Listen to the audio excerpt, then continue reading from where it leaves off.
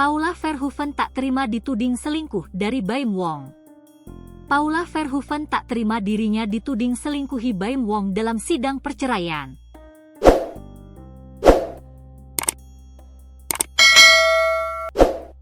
Sebelumnya, hubungan pernikahan Paula Verhoeven dan Baim Wong resmi kandas. Pengadilan Agama, PAK, Jakarta Selatan mengabulkan permohonan cerai yang dilayangkan Baim Wong pada Rabu, 16 April 2025. Pada putusan itu, hakim menyatakan jika Paula Verhoeven terbukti berselingkuh. Namun hal tersebut kini dibantah oleh Paula Verhoeven.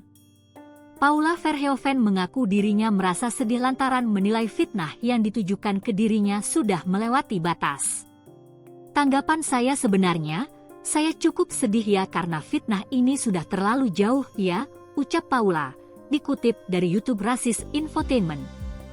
Paula pun kini memikirkan perasaan dan mental anak-anaknya usai permasalahan rumah tangganya dengan Baim mencuat ke publik.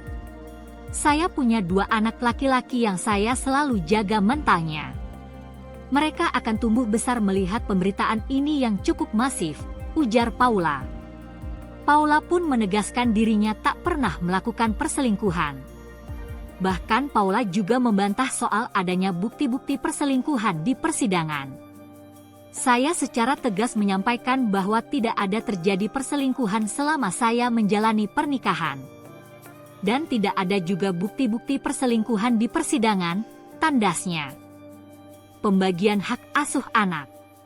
Berdasarkan hasil putusan sidang Pengadilan Agama Jakarta Selatan, Majelis Hakim memutuskan agar anak diasuh bersama. Sementara itu, Majelis Hakim juga memberikan saran soal pembagian waktu mengasuh anak.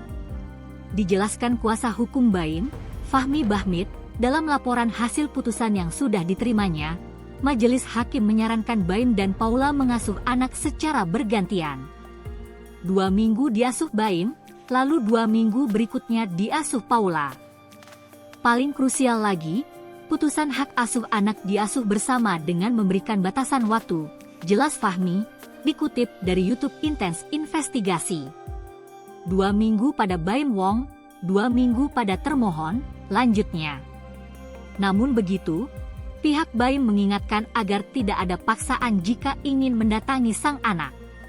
Tapi satu hal yang harus dipahami, anak itu bukan objek sehingga tidak bisa dieksekusi pada saat dia tidak mau. Lantas, Fahmi menyebut, pihak Paula harus lebih pandai dalam merayu untuk mengambil hati anak-anaknya.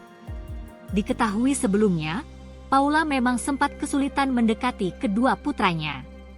Anak-anaknya nampak menangis histeris saat Paula datang menjemput. Jadi nanti bagaimana saatnya seseorang itu mampu untuk merayu? Bagaimana membuat anak itu mau kepadanya? Lanjut Fahmi. Kembali Fahmi mengingatkan, agar tidak ada unsur pemaksaan anak hingga membuat ketakutan sampai menangis.